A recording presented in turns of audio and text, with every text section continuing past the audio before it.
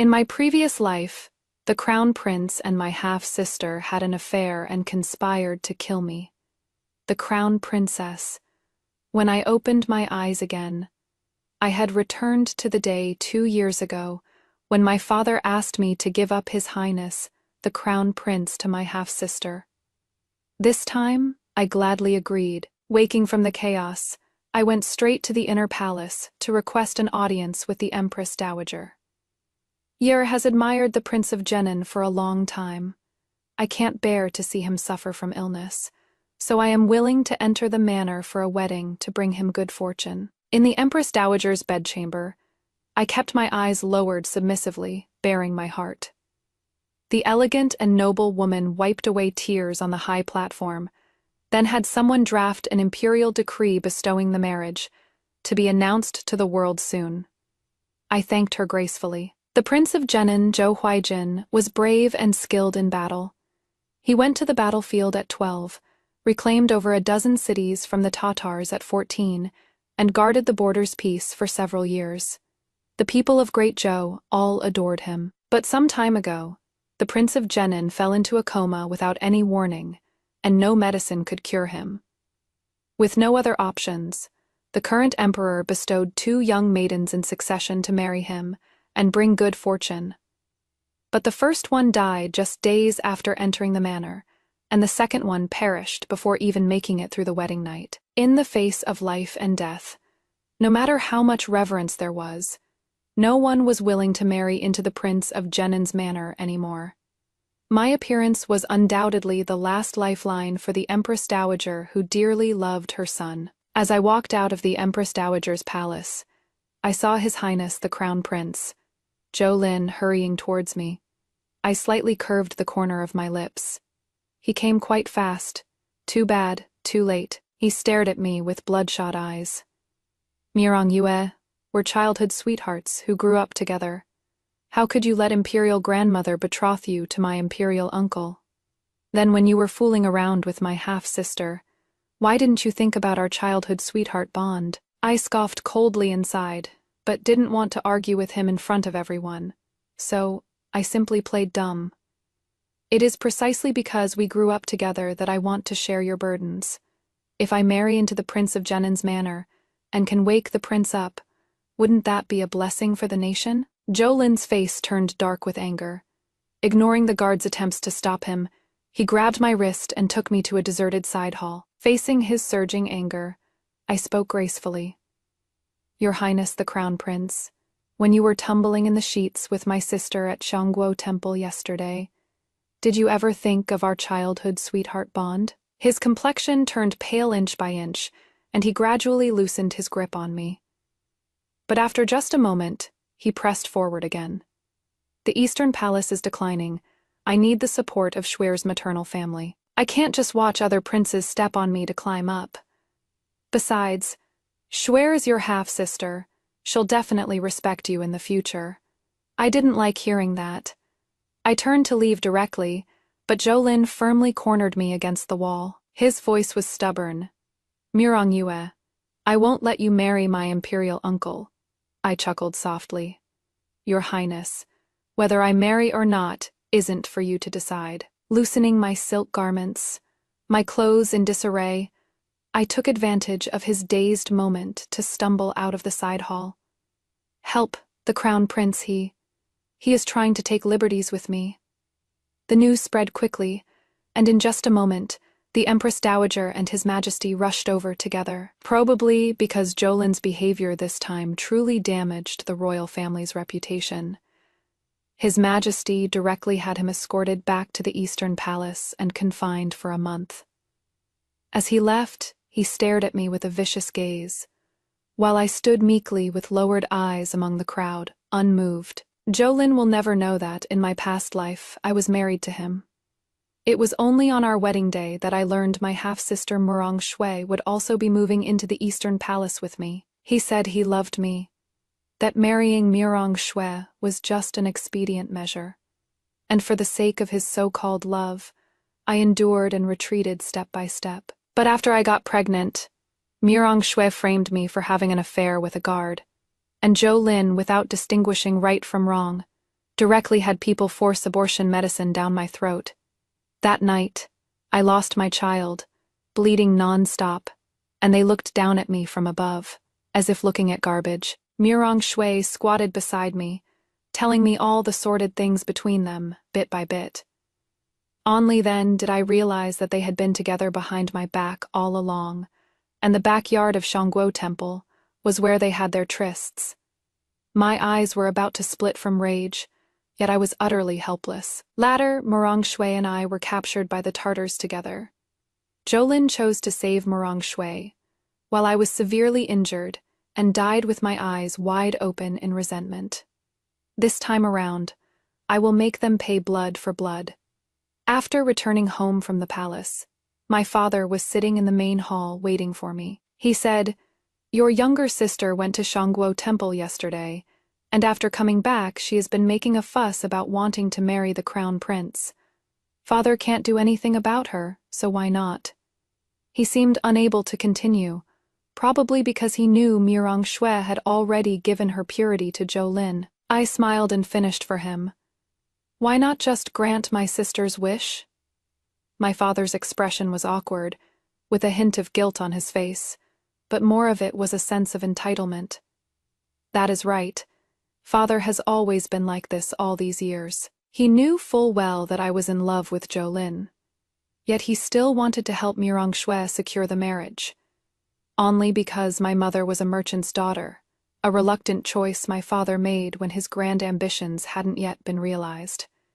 After she died, my father quickly married a noblewoman as his second wife. In his eyes, only his second daughter Mirong Shui truly counted as a proper lady, worthy of being his daughter, even if Mirong Shui shamelessly seduced her future brother-in-law. And Mirong Shui had been spoiled and arrogant since childhood, loving to snatch my things, hairpins, pearl ornaments, rouge and powder.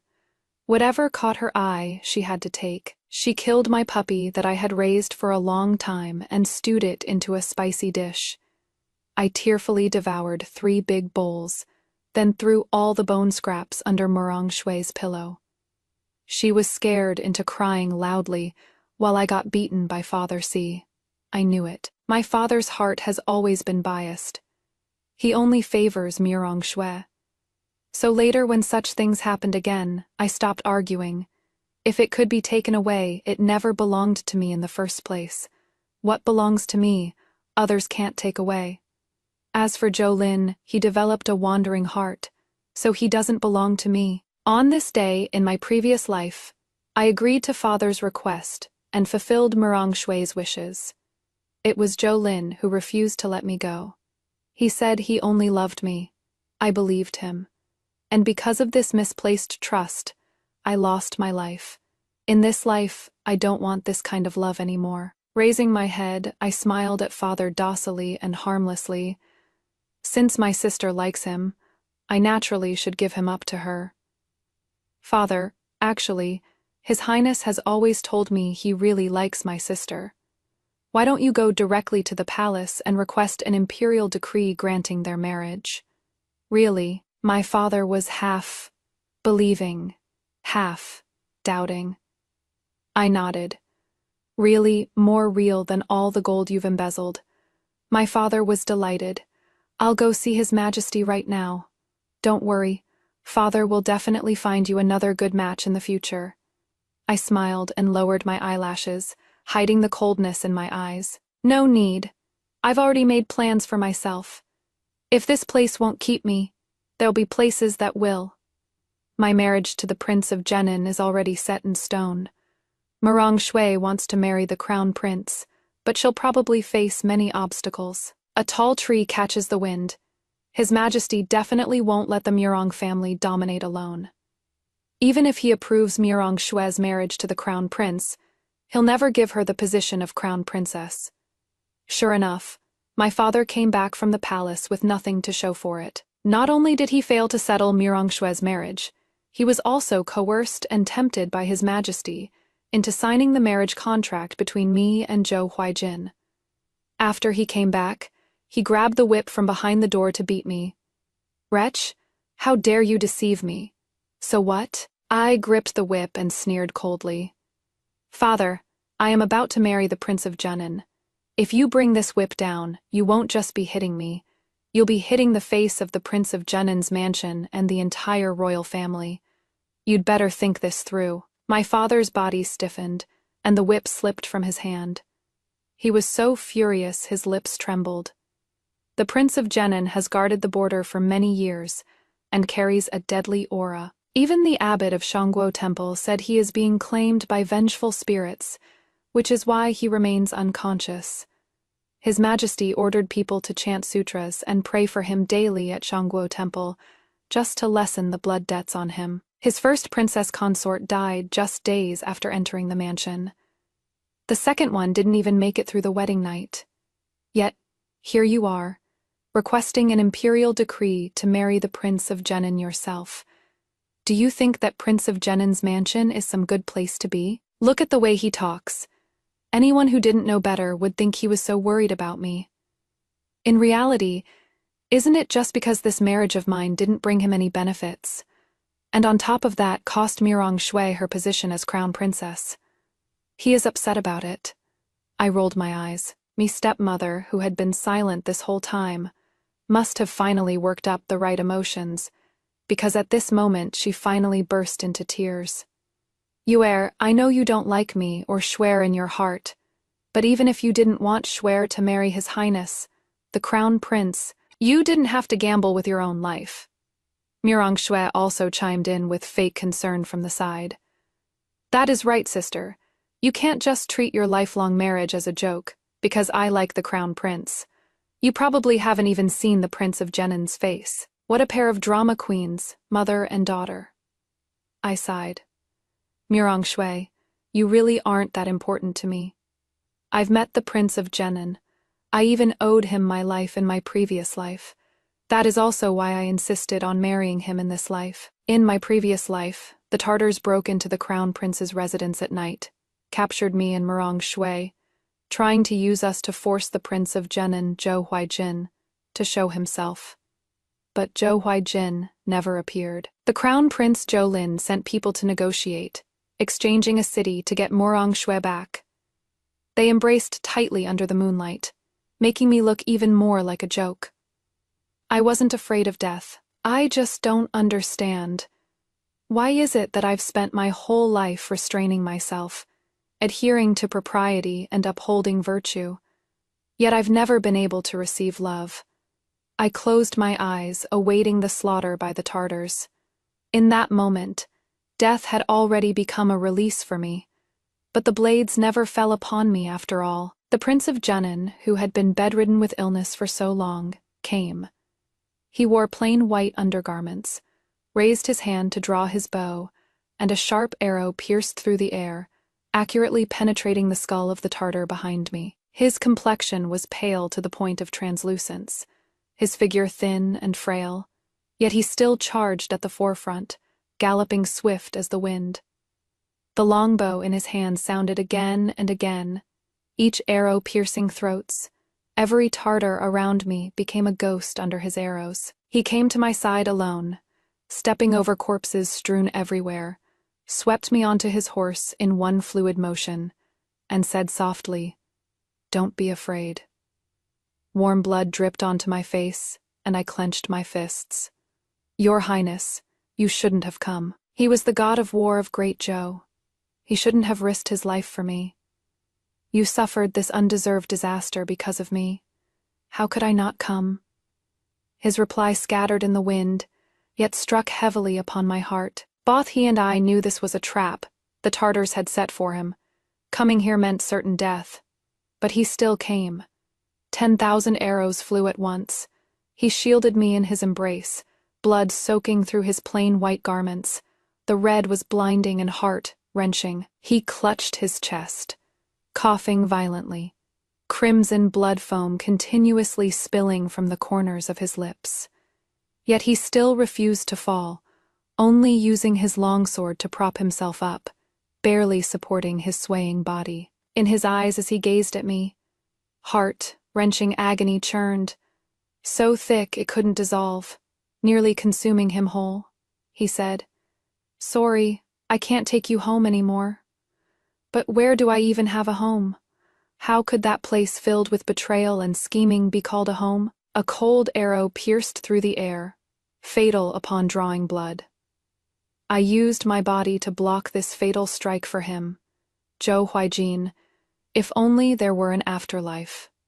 This was the last thought that crossed my mind before my consciousness sank into darkness. So when I truly felt the joy of rebirth, the first thing I did was ask the Empress Dowager to grant me marriage with Zhou Huijin. If no one would perform the wedding ritual to ward off his ill fate, then let me do it. He could walk into a certain death situation for me, so why couldn't I fight death for him? Father locked me in my room and stationed servants to guard the door. Who knows what he is trying to prevent? I lay in bed and slept soundly, and when I woke up, the moon was bright and the stars were sparse. Stretching lazily, rubbing my sleepy eyes, I lifted a calligraphy scroll on the wall, pushed open the hidden door, and after walking through the secret passage for half a quarter, I stood on the main street. This was the escape route. My mother had her trusted confidants dig for me after she realized father had divided loyalties. In my previous life, I married into the Eastern Palace, and this secret passage had no use. But in this life, it is quite suitable for sneaking out of the house. The long street was brightly lit. Crowds bustled about, and vendors stood shoulder to shoulder. I bought a stick of candied hawthorns and ate while walking forward. The sweet and sour taste of hawthorn melted on my tongue, inexplicably lifting my spirits. When I reached Wangyue Tea House at the liveliest street corner, the storyteller inside was loudly striking his wooden clapper, recounting the legend of Prince Zhenin, Zhou Huijin, with resounding words. He told of how Prince Zhenin, dragging his sickly body, broke through the Tatar encirclement alone, killed the enemy with an arrow to the throat to save those trapped, then single-handedly steadied the army's morale, led the Iron Cavalry to sweep across the northern frontier, beat the rebellious Tatar tribes into continuous retreat, recaptured 3 key border towns in succession, and forcibly pushed the northern defense line back to the old boundary. Cheers thundered through the tea house as patrons slapped tables in applause, the sound nearly toppling the lanterns at the eaves. I leaned against a corridor pillar, my heart burning with emotion. Even though I'd heard this story hundreds and thousands of times, I still reached out to hand some silver bits to the waiter as an extra tip. The audience below all sighed with regret, saying that if the Prince of Zhenin hadn't taken several arrows that day while saving someone, causing his old ailments and new wounds to flare up together, leaving him unable to endure the hardships of the battlefield, and forcing a hasty return to the capital. With his valor, he would surely have trampled the Tatar royal court flat, and rid the northern border of the flames of war forever. The storyteller took a sip of tea, then abruptly changed the subject, his voice rising even higher as he spoke of how the current emperor, moved by the Prince of Zhenin's service in protecting the nation, not only promoted him and elevated his rank, but also allocated 10,000 gold to rebuild the Prince of Zhenin's residence, and even bestowed a gilded plaque inscribed Pillar of the Nation. Such grand imperial favor that no one in the entire capital could compare. No one could compare. Isn't this outshining the sovereign? Me heart skipped a beat. I suddenly recalled what the Crown Prince had done in my previous life. The Crown Prince traded an entire city to get Murong Shui back. So why didn't the Tatars choose to hold Zhou Lin, the Crown Prince of Great Zhou, hostage instead? Wouldn't that have given them even better odds? The answer was on the tip of my tongue. The candied hawthorn in my hand suddenly lost its appeal. It seems I need to make a trip to the Prince of Zhenin's residence to warn Zhou Huijin. Although he is still in a coma, there should be trustworthy people around him. The Prince of Zhenin's residence had probably already received the imperial decree of the bestowed marriage. When the guard saw me, he took me directly to the study. The moment I stepped through the door, I met a pair of starry eyes brimming with amusement. Him, Zhou Huijin. Wasn't he supposed to be unconscious and on the verge of death? Could it all have been an act? I collected myself and looked up at the man behind the desk. He wore a black brocade robe with subtle cloud patterns embroidered on the sleeves. His ink-black hair was held up by just a single jade hairpin. His brows were like ink paintings, his nose bridged tall and straight, his lips clearly defined. He looked cold and noble. Yet he didn't look as sickly as I had imagined. In my past life, after he had jinxed 2 women who married him for luck, no one was willing to marry him anymore. I heard he kept falling into repeated comas, gravely ill, and didn't even show up at the Crown Prince's wedding. And the day he rushed to save me, he truly looked like he was on death's door. How come today? I suddenly remembered something I had overlooked in my past life. So the Crown Prince had already been scheming since then. I looked up at Zhou Huaijin. He was also staring at me, his gaze deep and unfathomable, carrying a calm that seemed to see through everything.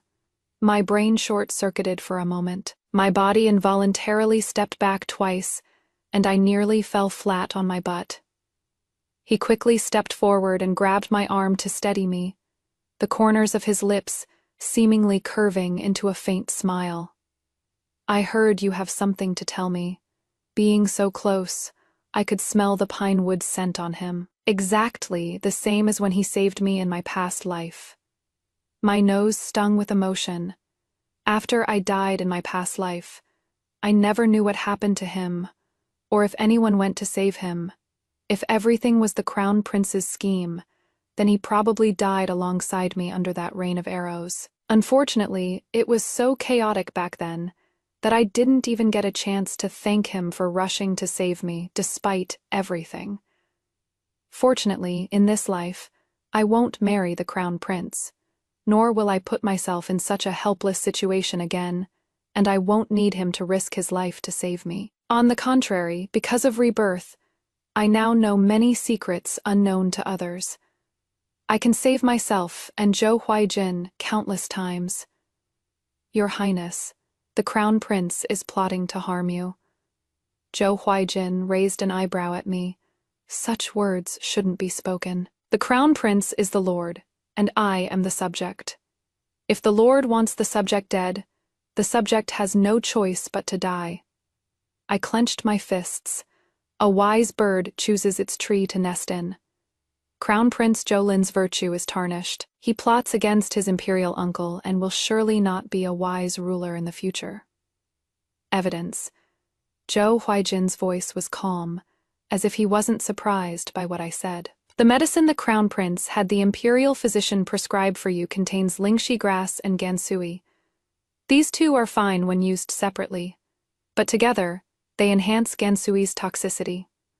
Over time, the poison will seep into your organs and become incurable. Anything else? There is also, I recalled the place where the Tartars took me in my previous life. That should be one of their strongholds in Great Zhou. Yan'an Manor in the north of the city is a Tartar stronghold in Great Zhou. They've also infiltrated many spies into our capital. If your Highness doesn't believe me, you can send people to investigate. Zhou Huaijin's expression turned stern. Miss Mirong is merely a lady of the inner chambers. How could you know of such confidential matters? Do you know what fate awaits you if your information is wrong? Fate, huh? It can't be worse than my previous life. Besides, I am about to be your princess consort, even if the information is wrong. Surely your Highness wouldn't leave me without a burial ground. And moreover, since I dared to come and tell your Highness, I am naturally certain the information is true. His Highness, the Crown Prince, and my half-sister are deeply in love. And it is precisely because of this that I discovered his collusion with the Tartars to murder you. I blamed everything on the Crown Prince. In my previous life at the Eastern Palace, even if I wasn't favored, I was still the Crown Princess, after all. In the residence, aside from the Crown Prince, I had the highest status. Because of this, I discovered many secret locations in the Crown Prince's study that I didn't think much of at the time, but now realize are quite significant. I told Zhou Huaijin all of this. As long as he investigates, or once he finds something, He'll naturally believe what I said. Zhou Huijin stared at me for a long while, then suddenly smiled. With this smile, his originally cold and hard features softened considerably in an instant, making him look much more approachable. It overlapped with the face he had when he saved me in my previous life. I stared at him somewhat dazedly. After he finished smiling, he lowered his head to look at me. Murong Yue, from requesting an imperial marriage decree to marry me, to telling me all these secrets now. What else is there about you that this prince doesn't know? Nothing else, right? I've said everything I could say. I can't exactly tell him I've experienced rebirth. Right? He'd think I've lost my mind. Wait, he said. I personally requested an imperial marriage decree to marry him. He knows about all that. In an instant, my cheeks felt as hot as a burning potato. Zhou Huijin's expression visibly relaxed quite a bit. He looked at me, his tone lazy. I'll have this prince's guards escort you back later, guaranteed to scare your father into not daring to touch you. Itsuke seems like he knows quite a bit about my family's affairs, but that is understandable. Being close to the emperor is like being close to a tiger. With His Highness the Crown Prince always running to the Murong household, Zhou Huijin as a subject would definitely need to know something to protect himself or climb higher. The guard named Baiji looked at me with a hint of disbelief in his eyes. Only then did I remember that tonight. After coming out of the secret passage and wandering the streets for a long time before arriving at the Prince of Genin's residence, my appearance probably wasn't very presentable, but, thinking that Zhou Huijin might be faking his illness, his image as the god of war prince had also taken a hit in my mind. We're all the same, so whatever. As for the whole warding off bad luck thing, are we still getting married? Zhou Huijin's face suddenly turned pale. He covered his lips and coughed heavily several times, then opened his palm to reveal a patch of red, a wordless answer. Looks like the bad luck still needs some warding off after all. Leaving the Prince of Genin's residence and getting into the carriage, I was still praying that the information I brought could make Zhou Huijin be on guard against the Crown Prince, and not end up terminally ill like in my previous life. Although he was critically ill on that day, he could still draw his bow and shoot arrows, slaughtering until rivers of blood flowed while surrounded by the Tartars. But that is not right. Zhou Huijin's reaction just now clearly showed he knew there was something wrong with his medicine. Then why did he seem completely unconcerned, and even became critically ill as the Crown Prince expected in my previous life? Did he truly believe that if the ruler wants his subject dead, the subject has no choice but to die?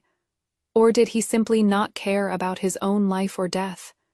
Whichever it was, neither is the outcome I hoped for. I only wish for him to live safely and smoothly in this life. When I got home, my father was already waiting in the main hall holding a whip. When he saw me, he directly swung the whip at me. Murong Yue, you bastard, I told you to reflect in your room, yet you dared to sneak out and not come back all night. So what if you are marrying the Prince of Genin? He is about to die anyway. What do you have to be so smug about? It seems he thought it over all night, and decided the Prince of Genin's manor couldn't serve as my backer, so he was going to punish me again too bad. I am no longer the Murong Yue who let him push me around. I stepped back 2 paces to dodge the whip aimed straight at my face, when a figure flashed before my eyes and directly disarmed my father of his whip. Baiji, was Lord Murong just about to hit our Wangfei? My father was so frightened, he immediately knelt on the ground. This humble official wouldn't dare. Murong Shui rushed over from the back hall lifting her skirt, speaking without restraint. Murong Yue, you've really made something of yourself, staying out all night and bringing a man back, yet still dreaming of marrying into the Prince of Genin's manor. I think you are truly at death's door, and don't even know it. I let out a cold laugh. At death's door. Ha, I think the one truly at death's door is you, Murong Shui. Baiji flicked and retracted the whip in her hand, binding Murong Shui up tightly in one swift motion. She immediately froze in place, trembling all over with fear, not daring to move even half a step. The people around Zhou Huijin had all walked through mountains of corpses and seas of blood, all carrying the same iron-blooded ruthlessness as him. The prince has ordered, whoever dares to disrespect the princess consort will be taken directly to the Ministry of Justice prison. Second Miss Jiang, please come with us. Murong Shui was dragged away by the guards behind Baiji. Father and my stepmother, who arrived afterward, both knelt before me, desperately pleading, their postures extremely humble. It seemed they truly loved Murong Shui dearly. What about me then? What surged through my mind were all the scenes from my past life. Murong Shui humiliated me, tortured me, and even conspired with the crown prince to have me die miserably at the hands of the Tartars in the end. If I don't avenge this hatred, it will be hard to quell the resentment in my heart. I slightly curled the corners of my lips, my gaze falling on father, each word clear, bone, chillingly cold. Little sister is in the Ministry of Justice prison. At most, she'll just receive some punishment. It certainly won't cost her life. But father, you'd better be a little careful. Over these years, you must have embezzled quite a bit of my mother's dowry, right? On the day I marry, I hope father will give me every last bit of my mother's dowry. If anything is missing, I'll have the Prince of Jenin raze the entire Murong residence to the ground. Father was so furious he tried to get up to hit me, but when his gaze touched upon Baiji behind me, his body went limp again. Behind him, my stepmother was trembling all over, like a bird startled by the mere twang of a bow. Indeed, stepmother managed the household affairs, so she knew better than anyone exactly how much of my mother's dowry they had embezzled over the years. Stepmother's elder sister was a favored consort in the imperial harem. Her brother was the general of Zhenbei, and her late father had been a veteran minister serving 3 emperors, so their entire family held significant positions at court. This was also a major reason why the crown prince wanted to marry Murong Shui. But only after living a second life did I realize that so-called splendor was nothing but gilded rubbish, fine on the outside, rotten within. If my father hadn't embezzled so much over the years, in my previous life, they couldn't even have afforded Murong Shui's dowry, a life of licking blood off knife blades. How could it compare to the stability of a merchant family? Living a lifetime, people are all just seeking wealth after all. Me father is. And so is His Highness, the Crown Prince. Of course, same here. With money, all problems can be solved. Having no desire to get entangled with father and my stepmother anymore, I bid farewell to Baiji and headed straight back to my own courtyard. It wasn't until I sat on the small couch that the tangible sense of reality finally brought me a feeling of exhilaration. Fortunately in this life, I planned for myself early on, and barely managed to get what I wanted. My wedding with the Prince of Jenin was set for 7 days later. During these days, father continuously sent the dowry my mother had prepared for me in advance to my small courtyard.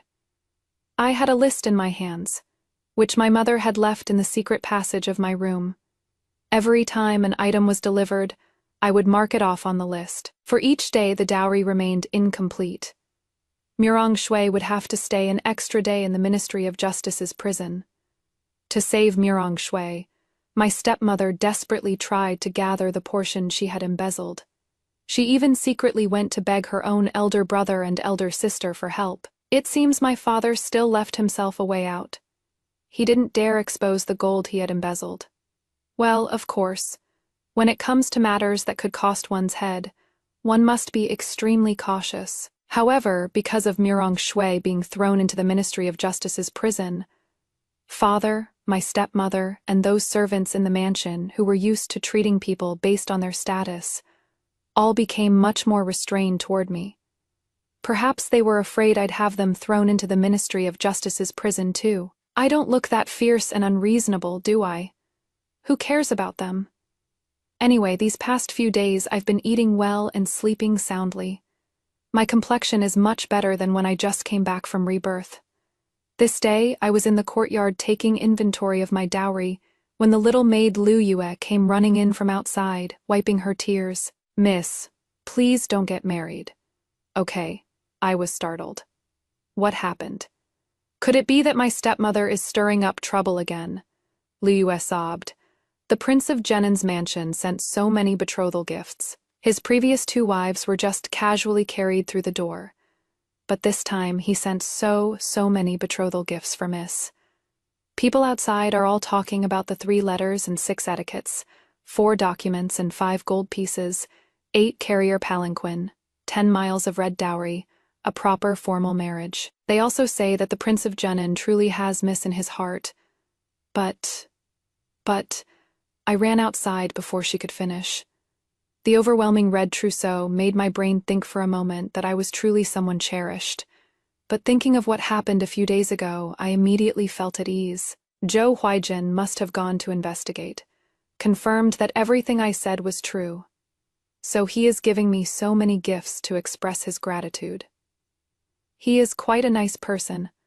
I unconsciously curved my lips, while Lu Yue was stomping her feet anxiously. Miss, how can you still smile? The Prince of Jennan must think you'll die after marrying him. So he wants to give you more compensation. Let's not get married. Okay, let's run away. Yes, run away. Run to a place where no one can find us. I picked up Lu Yue and brought her back to the manor during the scorching summer when I was 5. That year, she was only about 3 years old. In the blink of an eye, we've both grown into adults. I teased her. All the land under heaven belongs to the king. Where could we possibly escape to? Lu Yue's tears fell down with a swoosh. Woo woo woo, miss. You can't die, you should run. I'll marry in your place. This silly girl. I won't die. Zhou Huijin is faking his illness. The reason those 2 women bestowed by His Majesty for the luck, bringing marriage died, was because they were His Majesty's people, trying to spy on information about the Prince of Jennan's manor, so they could only be killed off. I am different. Zhou Huijin and I are now grasshoppers tied to the same rope. On the wedding day, the Prince of Jennan's manor was very lively. The Empress Dowager and His Majesty both came. Even Crown Prince Jolin had his house arrest lifted and appeared at the grand wedding.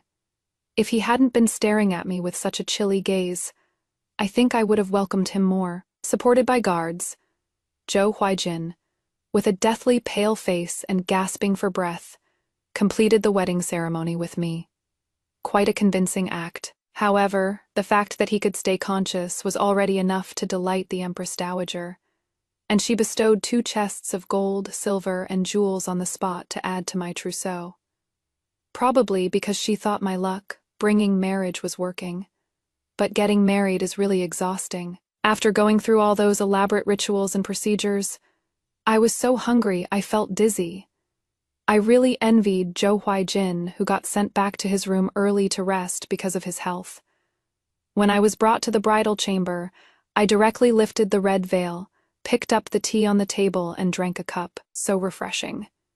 There were also several plates of pastries on the table. I took 1 piece from each plate to avoid eating too obviously and being seen by the wedding matron if she came in. But I have to say, the osmanthus cake is still the best, soft and chewy, leaving a lingering fragrance. I've loved eating it since I was little, but unfortunately after growing up, I fell out of favor.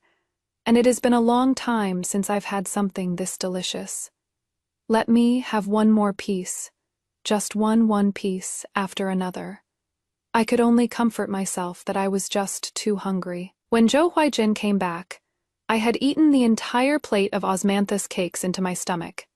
After he dismissed the guards who were supporting him, he closed the door and slowly walked towards me. His gaze held a hint of smile completely different from the sickly appearance during the wedding ceremony. It is just that his complexion was still a bit pale. Thinking about the time he coughed up blood before, it seems his body does indeed have some problems. I was a bit hungry. Zhou Huijin hummed in response. His long arms wrapped around me and pulled me tightly into his embrace. I struggled backwards, but he used the momentum to fall onto the bed with me. What are you doing? His fingertips brushed across my cheek.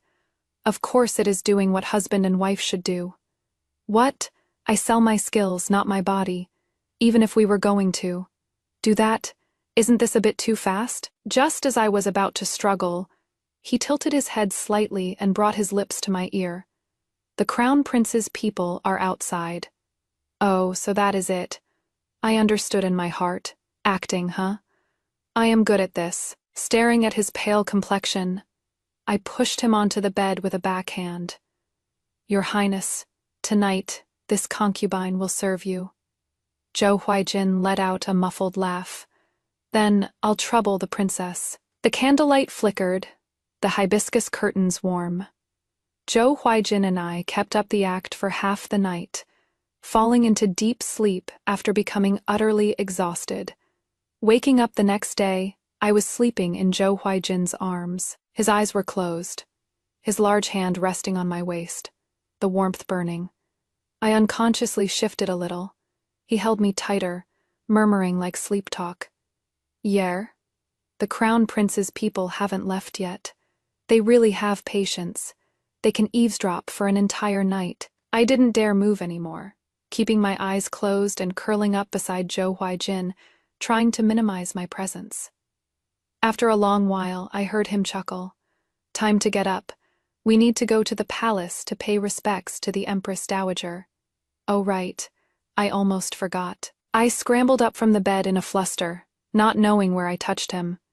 He sharply inhaled, and I anxiously lifted the blanket.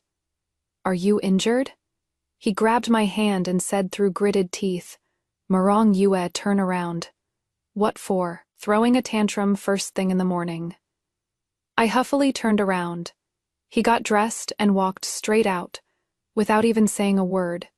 Did I just kick his anger switch? If yesterday's wedding, where the Prince of Junin was lucid, was worth everyone's cheers, then this morning, the Prince of Junin being able to slowly walk into the palace with the support of guards is even more worth celebrating. The Empress Dowager kept holding my hand, saying I was the little lucky star of the Prince of Junin's residence, and bestowed many precious gifts upon me. The Emperor and Empress were also there, along with many consorts accompanying them. Amidst all the blessings, I clearly felt a trace of venomous gaze. It was my stepmother's sister, that highly favored noble consort. My evaluation, clown. The Crown Prince didn't show up. Great, not an eyesore, but Zhou Huaijin still seemed to be mad at me.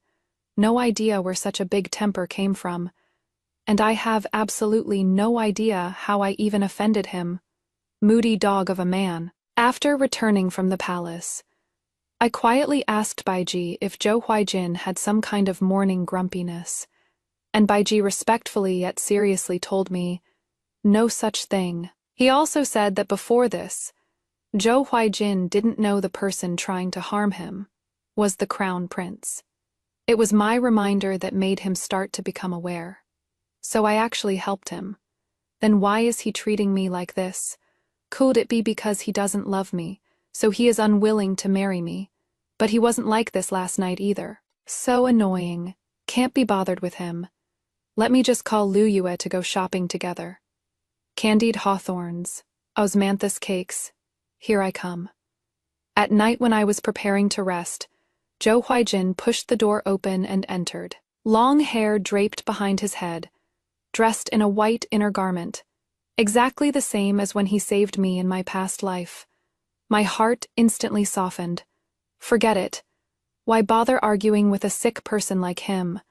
Do you want to sleep together? Only after the words left my mouth did I realize I had misspoken, standing by the bed with a flushed face, not daring to look at him. The Crown Prince's people should have left by now today. He walked forward and let out a sigh. Yue, I am sorry. I am not angry at you. I just afraid that if I get too close to you, I won't be able to control myself. What does that mean? I looked up at him, and he was looking at me too. In that instant, I suddenly had an epiphany. In my past life I had been married, so I wasn't ignorant of matters between men and women. Therefore, what I kicked this morning was, no wonder he told me to turn around. How could this be? I felt my face grow even hotter, raised my hand and gave him a push. Why are you so annoying? He let out a muffled groan, scarlet blood seeping from the corner of his lips, winding down along his jawline, soaking through his plain white collar. I rushed forward in panic, tearing open the white inner garment on his body. The sight before me made my breath stop short. On that broad, upright body, old and new scars crisscrossed and covered it. Hideous blade scars, deep arrow wounds, purple, blue bruises, layered upon layers, crawling across his back and chest. Each one carved a heart, wrenching past, stinging my eyes until they turned sour. The wound I had just pushed against had its flesh torn open, crimson beads of blood rushing out one after another, scalding hot blood gushing forth, quickly soaking the surrounding flesh and staining a large patch of the plain white inner garment, the glaring red spreading into a shocking stain on the snow. White fabric. Bitterness and guilt surged like a tidal wave, instantly drowning all my emotions. My eyes suddenly grew hot, my fingertips trembling as I wanted to touch it, yet afraid of hurting him, could only freeze midair, my heart feeling as if crushed by a boulder, sour and aching, the pain beyond measure. After a long while, I heard my own voice. "Does it hurt?" He shook his head. "It doesn't hurt anymore." How could it not hurt? So many wounds, all proof of him risking his life for the people of Great Joe. He was Great Joe's war god prince, but he was also a mortal man of flesh and blood. I held him and wept uncontrollably from heartache. He somewhat awkwardly comforted me. "It really doesn't hurt anymore. Look, except for this one wound. The others have long since healed." I looked up at him through tear. Blurred eyes. He was also looking at me, his gaze calm, yet inexplicably made me feel a sense of familiarity. I couldn't help but ask him, "Zhou Huaijin, have I seen you somewhere before?" The ice and snow in his eyes melted, somewhat incredulous, with a hint of incongruous shyness. He gazed at me deeply, his eyes brimming with an affection so thick it couldn't be dissolved. As if possessed, I asked, "Have you been waiting for me for a long time?" He tightly held me in his arms and lowered his head to kiss my eyes. "Don't cry, it breaks my heart." "Heartbreak my ass. Men's words can't be trusted." The next day when I woke up, Zhou Huaijin was no longer in the room. I felt like I had been torn apart by 5 horses all night long, every limb and bone aching. I don't even know how I ended up in bed with him. The way he devoured me didn't look like a sick person at all. I cried until my voice went hoarse, but it didn't bring back his senses, until I drifted off into a drowsy sleep. I still couldn't figure out where exactly I had met him before. I only vaguely heard him murmuring in my ear. His voice was very soft, yet deafening. He said, you are finally mine." But that is still no reason for him to torment me all night. Cursing and grumbling as I sat up from the bed, I noticed there was now an exquisite jade puppy pendant bracelet on my wrist, looking very similar to the puppy I lost in my childhood. Did Zhou Huaijin put this on me while I was asleep? He couldn't be that dog I tearfully ate 3 big bowls of, could he? No. I must not be fully awake yet. Otherwise, how could I come up with such an absurd idea? While I was still in a daze, Liu Yue pushed the door open and came in. Seeing the marks on my body, her lips quivered, and she burst into tears. "Miss, let's run away. Look how badly you are hurt. This Prince Jenin's manor is even scarier than our Murong family. No wonder the 2 young ladies before you both died. Miss, if you stay any longer, you'll die too, miss." I felt a bit embarrassed. I wanted to disappear on the spot. Liu Yu was younger than me to begin with, and still an unmarried maiden. It was normal that she didn't understand matters of intimacy, but she thought Zhou Huaijin was abusing me. How was I supposed to explain this? While I was struggling to choose my words carefully, I saw her stomp her foot and run outside. "I am going to the Eastern Palace to beg the Crown Prince. His Highness used to be so good to Miss. He'll definitely help Miss." "Liu Yue, don't you dare go." I struggled to walk behind her, wanting to chase but unable to catch up, cursing Zhou Huaijin over and over in my heart. Forget it. Forget it. This girl Liue didn't know about the crown prince and Murong Shui. Let her go get turned away at the door. She'll definitely come back crying in a bit. I was originally planning to have other maids help me comb my hair, only to discover that in the entire vast Prince Jenin's manor, aside from a few guards and Zhou Huaijin's wet nurse, there was actually no one else. It was the wet nurse who helped me put up my hair. It was also the wet nurse who told me that, as it turned out, Zhou Huaijin had been sent to the Tartars as a hostage at the age of 3, and didn't return to Great Zhou until he was 9. The prince suffered a lot.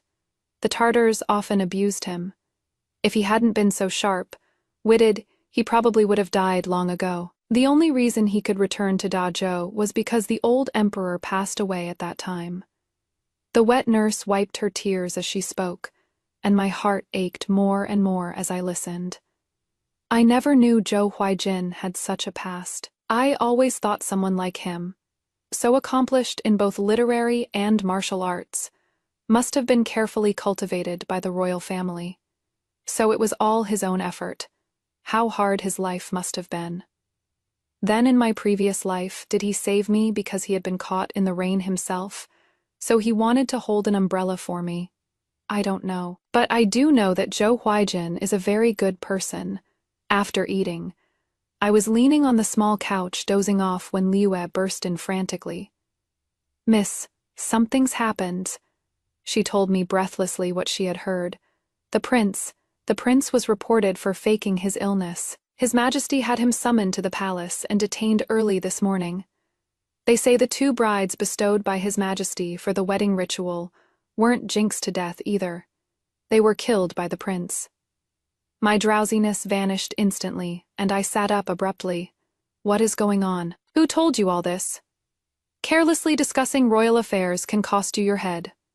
Liue shook her head in a panic. It is not careless talk. It was the Crown Prince. His Highness the Crown Prince who said it. The Crown Prince said it? Simply put, the Crown Prince did this. But nothing like this happened in my previous life. In my previous life, Zhou Huaijin was genuinely ill and nearly dying. What else did the Crown Prince say? Liue blinked at me as if seeking credit. His Highness the Crown Prince said that Prince Jenin's achievements overshadow the sovereign, and His Majesty has long wanted to exile him to the frontier. He also said if you don't want to be exiled, hurry to the back gate of Prince Jenin's residence to find him. He'll take you to the Eastern Palace, give you a new name and identity, and protect you for life. Even a dog wouldn't believe this nonsense. Me poor Liue, deceived by that scoundrel. The Crown Prince is clearly like a cornered dog jumping over a wall. He dared to submit a memorial accusing Zhou Huaijin of faking illness. Is he planning to completely tear apart all pretenses with Prince Jenin's residence? Then, why does he want me to go find him? As a hostage? Does he think I grew a brain just to look taller? Your Majesty has an illness in the head. If left untreated, it will surely worsen. But what is going on with Zhou Huaijin? Didn't I already tell him so much about the previous life in advance? How could he still capsize in the gutter? Looking down at the puppy bracelet on my wrist, I abruptly stood up. No, I have to go save him. I still don't know when we met before. He can't die. I stumbled and ran outside. Just as I stepped out the door, I saw Zhou Huaijin sitting in a wooden wheelchair being pushed over by Baiji. His face was pale. He looked up at me, a hint of sorrow hidden in his gaze. Where are you planning to go? Liue stood behind me with her head lowered, not saying a word. Did she think I was going to find the Crown Prince? And now we've both been caught red-handed by Prince Jenin, fool. Let her go while scared. Let's see if she still dares to disobey me and seek help from others without permission next time. I squatted down, held Zhou Huaijin's hand, and stared at him without blinking. Is the matter resolved? Are you hurt? His tone was cold. Not hurt. Then why are you in a wheelchair? You scared me to death. I thought you were hurt. Can you stand up? Should I help you back to the room? As I said this, I was about to help him up, but he didn't move. Was the princess consort about to go out just now? What else? I frowned and sniffled. Lu Yue just came back in a panic saying you were detained by His Majesty. I was very worried and wanted to go to the palace to plead with the Empress Dowager. Zhou Huijin raised his hands to hold my waist, buried his head against me, his voice sounding a bit aggrieved. Yue, I thought you didn't want me anymore. How could that be?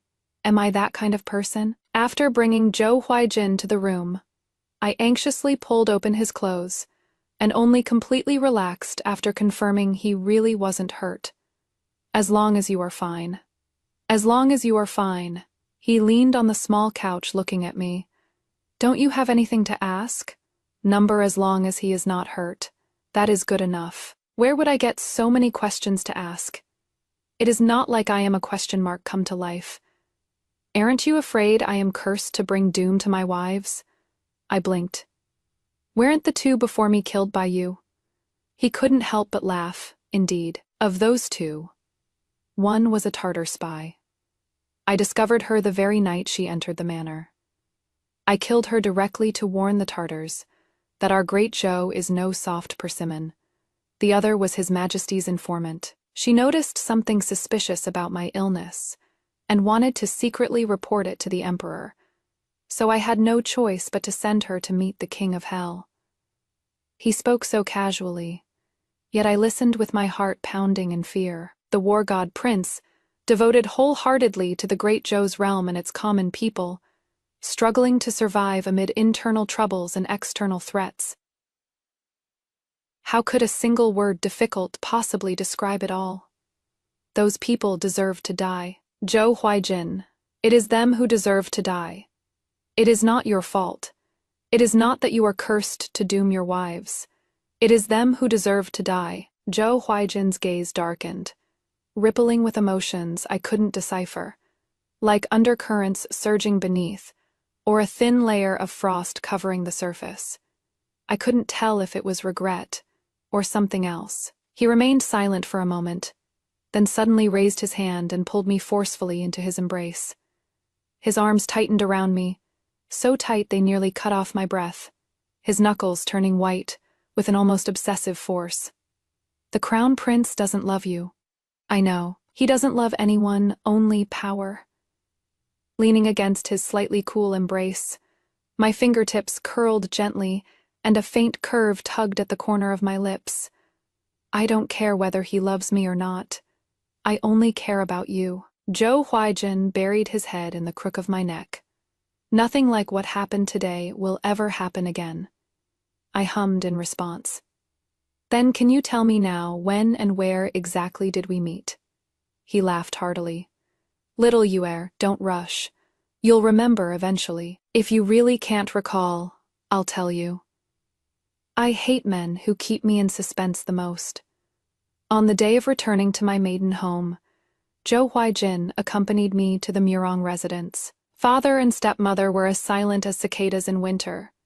Murong Shui didn't dare breathe loudly. On the day of my grand wedding with the Prince of Genin, His Majesty assigned her to the Crown Prince as a secondary consort, still giving face to the imperial consort in the palace. Otherwise, she might have only become a concubine. The Crown Prince didn't object. See, how can serving a man with beauty ever last?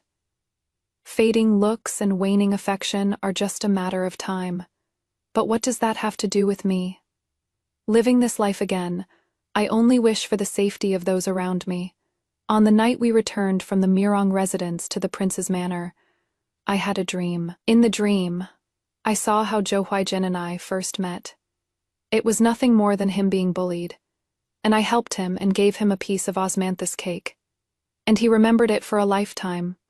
He rushed to save me at all costs, but I still died. He went mad, charging in and out of the rain of arrows 3 times, slaughtering every last Tartar.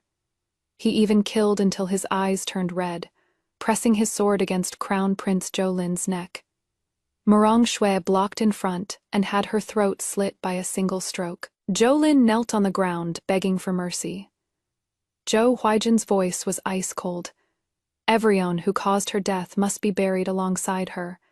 The Crown Prince is no exception. You all deserve to die. After a mist of blood, the Crown Prince's body crashed to the ground, eyes wide open in death. The court was in an uproar. His Majesty ordered him, covered in wounds, to be exiled to the bitter cold lands of the northeast. He only had Baiji and a few guards by his side, a desolate end unbefitting his years of risking life, and Lim for Da Zhou, on the road to exile. He encountered Tatars hunting him down, to spare the people of Da Zhou from further suffering of war. He dragged his broken body and killed every last one of those Tatars. He and his guards, like towering mountains, held their ground on the road to the capital. Their bodies were riddled with arrows, yet not a single one retreated. Their deaths were tragic, yet heroic. The day his remains were brought back, the entire city mourned in silence, and the mountains and rivers wept.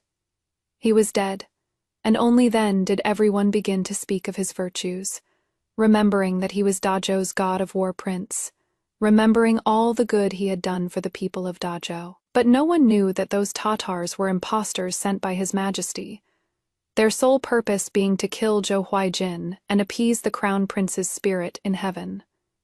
The god of war prince in everyone's hearts did not die on the battlefield, nor did he die at the hands of the enemy. He died in the emperor's political machinations. I saw everything clearly in my dream, yet was powerless to save him. Zhou Huaijin. I struggled to wake up, only to find myself held in his arms.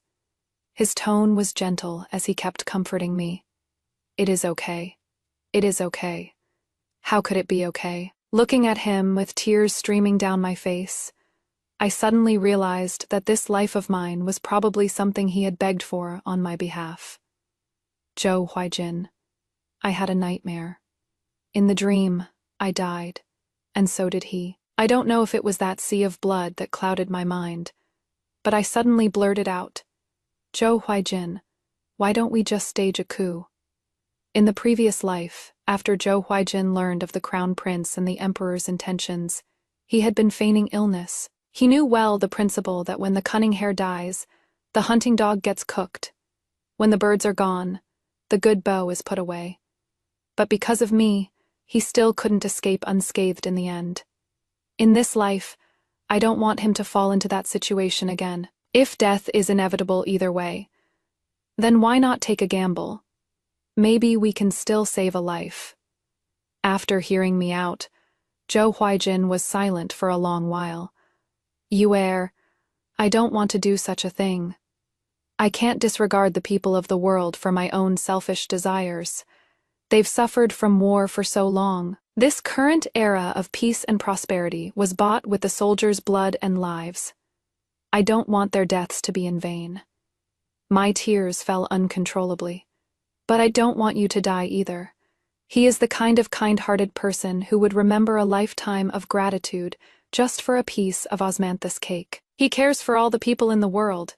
He has his noble principles, but he is my husband. I just want him to be able to live well. That is all. He gathered me into his embrace, holding me tightly. I won't die, and I won't let you die either, Yuer, trust me. I'll arrange a way out. What way out could ever stand against the Emperor's golden decree? I was truly terrified of the tragedy from my dreams, repeating itself. The turbulent past of these two lives, I remembered every detail clearly. Zhou Huaijin's tragic end. How could I not be afraid? How could I just watch it happen all over again? Tears fell drop by drop before me, and Zhou Huaijin panicked. He leaned down and wrapped me tightly in his arms, his fingertips frantically wiping my tears. Yet they kept coming endlessly. Warm kisses landed one after another, gently falling on my hair and tear-stained cheeks. His voice was low and hoarse as if soaked in water carrying a solemn vow. Don't cry. Yuer, don't cry. I swear. I will keep us both safe. But once an emperor's suspicion takes root, it won't rest until death. In the end, the emperor still used the crown prince's memorial as a pretext, publicly lashing out at Zhou Huaijin. With a single imperial decree, everyone in the Prince of Genen's manor was banished to the barren, bitter cold wastelands of the north. The day we left the capital, the cold wind swept dead leaves against my face. I clutched Zhou Huijin's sleeve, my knuckles turning white, my heart lodged in my throat the entire time. Later, he and I both perished at the hands of mountain bandits on the road of exile. Our bodies were transported back to the manor, and the emperor decreed a grand burial.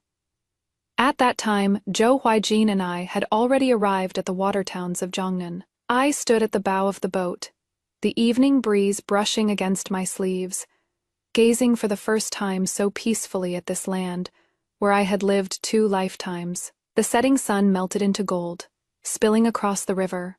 Green mountains on both banks rose and fell in succession. Cooking smoke curled gently upward, somehow vaster and gentler than ever before.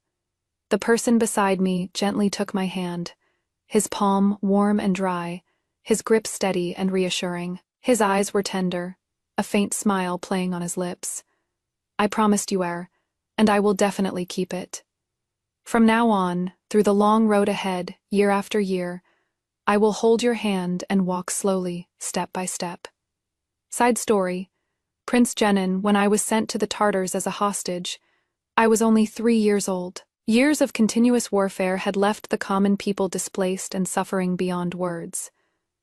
Imperial Father was advanced in age, and to give the border regions a few years of peace, he sent me away with tears in his eyes. They all thought I would die at the hands of the Tartars, but I didn't. They bullied and humiliated me. I endured and retreated step by step, telling myself each time that I would leave. I definitely would. Finally, in the year I turned 9, Imperial Father passed away. The entire nation mourned together, and I was able to return to Dazhou, covered in wounds, barely clinging to life. I thought I would receive the best care, but it was quite the opposite. My return was like dropping a stone into the calm lake of the palace. It stirred up ripples of helplessness, one circle after another. I was placed in a remote corner of the palace. Everyone in the palace treated me as an ill omen, a freak who had returned from the land of barbarians. The way they looked at me was filled with disdain, fear, and a hint of schadenfreude. The palace maids and eunuchs feigned compliance while defying me behind my back, skimping on my rations, feeding me spoiled food, and dressing me in the coarsest fabrics. They would deliberately laugh and chatter loudly in front of me, gossiping about which prince had just received rewards, which princess's gown was made of cloud brocade, newly tributed from Zhongnan. Their shrill voices, every single word piercing my heart like needles. I didn't care. Compared to the suffering I endured among the Tartars, these cold treatments and mockeries were hardly worth mentioning. But on that cold winter night, several uninvited guests came to my quarters. They surrounded me, making no effort to hide their malice. I heard there is a monster hiding in this palace who came back from the Tartars. Oh my, so this is that hostage. I thought she'd be something terrifying, but she is just a sickly weakling. I heard you learned quite a few tricks from the Tartars. Why don't you perform one for us? I raised my head and looked at them coldly, saying nothing. Me silence seemed to enrage them. Somebody reached out, grabbed my hair, and slammed my head hard against the edge of the bed. I let out a muffled groan from the pain, blood instantly seeping from my forehead. What surged more fiercely than the pain was the chill in my heart. The peace I bought for Great Joe with 6 years of my life has bred these arrogant wastes. Then what is the meaning of me being alive? As my consciousness blurred, I heard a soft, childish voice. The Empress Dowager is here. The people around me scattered at once. I saw that little girl in a pale pink palace dress, holding a puppy. She crouched beside me, her eyes red. Does it hurt? It doesn't hurt. Then why are you crying? Was I crying? Maybe because she was the first person in so many years to care whether I was in pain. This is for you to eat. She handed me a pastry wafting with osmanthus fragrance. I took a bite. So sweet, the most delicious thing I'd ever eaten. She and the puppy in her arms stared at me with wide eyes. So cute. After she left, I secretly went to see His Majesty. I requested to go to the frontier, and promised him I would drive the Tartars out of Great Joe's territory within 5 years. He granted it, and so I began a life of charging into battle. Amidst the clashing blades and mountains of corpses and seas of blood, that little girl named Murong Yue was the only solace in my heart. I would occasionally return to the capital and send people to inquire about her. They told me her puppy died, and she was very sad, but I had no way to help her, and she didn't need my help either. She had the crown prince by her side. This was fine too. At least she wouldn't be implicated because of me. Times had changed.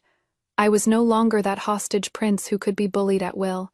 I had become a thorn in His Majesty's heart. Outshining the sovereign is a great taboo. I understood. So, after driving out the Tartars, I chose to feign illness.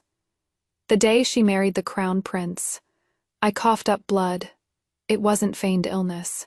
I was truly sick. His Majesty and the crown prince were very wary of me. They discovered I had inquired about the young lady, so they schemed to deceive her. And she fell in love with the crown prince, accepting all of this willingly. What could I do? I could only do everything in my power to protect her peace in this lifetime. But she still died right in front of me. I went mad. With only one thought in my mind, I would kill everyone to be buried with her. They all deserved to die. I deserved to die too. How could I believe someone who only cared about power and schemes could truly love her? On the road to exile, I suspected those Tartars were fake, because it was too coincidental, and because I knew the Tartars couldn't stir up such a big storm in such a short time. But I couldn't let my guard down. The people of Great Joe had just begun to live some peaceful days. My guards and I fought with our lives, exchanging them for a brief moment of daylight.